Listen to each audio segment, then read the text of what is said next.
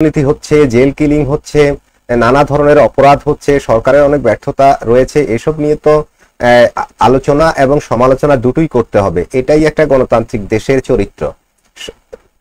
চরিত্র এবং চরিত্র হওয়া উচিত। কিন্তু আমাদের দেশে বর্তমানে যেটা হচ্ছে সেটা হচ্ছে কণ্ঠরোধ করার একটা প্রবণতা দেখা যাচ্ছে এবং এটা খুব প্রবলভাবে লক্ষ্য করা যাচ্ছে। আপনি দেখবেন সরকারের কিছু কিছু বিষয়ে সমালোচনা করত ইউটিউবার এস সাব্বির, ছোট একটা ছেলে, বয়স কত 20-25 এমন হতে পারে।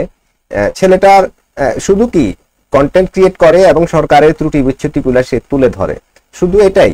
এই অপরাধে তাকে বন্দী করা হয়েছে। প্রথমত তাকে ধরে নিয়ে গেছে পুলিশ এবং এটা কোনো মিডিয়া জানে না বা এটা লিক আউট হয় নাই, কেউ জানতো না। এরপরে তার ভক্ত, তার যে ফলোয়াররা আছে, তারা দীর্ঘদিন তাকে না দেখে, সোশ্যাল মিডিয়ায় তার আপডেট না পেয়ে, ওরা মোটামুটি তার সন্ধান চেয়ে সোশ্যাল মিডিয়া একরকম ঝড় তুলেছিল। এরপরে মিডিয়ার টনক নড়ে এবং তারা এটা সন্ধান করে জানে যে 2 মাস আগে তাকে অ্যারেস্ট করা হয়েছিল এবং তার নামে নাকি কেউ একজন একটা জিডি করেছে। ওই জিডি সূত্র ধরেই তাকে অ্যারেস্ট করা হয় এবং অ্যারেস্টের পরে পুলিশ তাকে সন্ত্রাস বিরোধী আইনে মামলা দিয়ে দেয়, যে আইনে জামিন হওয়া অনেক কঠিন ব্যাপার।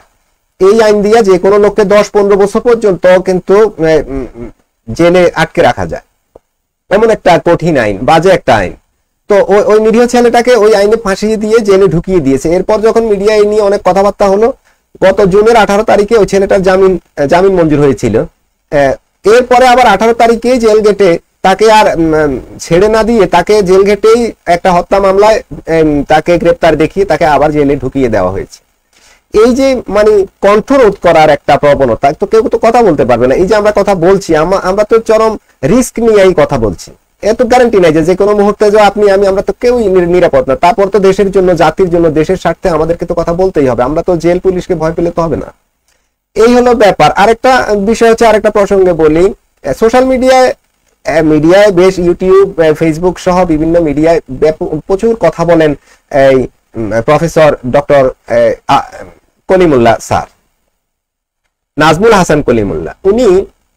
ওনার অনেক পুরানা 5 বছর আগের কি একটা মামলা, মনে হয় এটা তামাদি হয়ে গেছে, হুট করে ওই মামলাটা এনে তাকে তার মানে সামনে নিয়ে আসছে মামলাটা হুট করে। মানে ওনার সামনে একরকম ছুরি ধরে দিয়েছে ওনার গলার মধ্যে, যে বেটা কথা বলবা না, আমরা যা খুশি তা করবো, কথা বলতে পারবা না, কথা বললেই ঢুকাই দিব লাল ঘরে 14 শিকের ভিতরে। অনেকটা থ্রেট তো, এটা এক ধরনের থ্রেট, কিন্তু খুব বড় ধরনের আতঙ্কজনক ব্যাপার।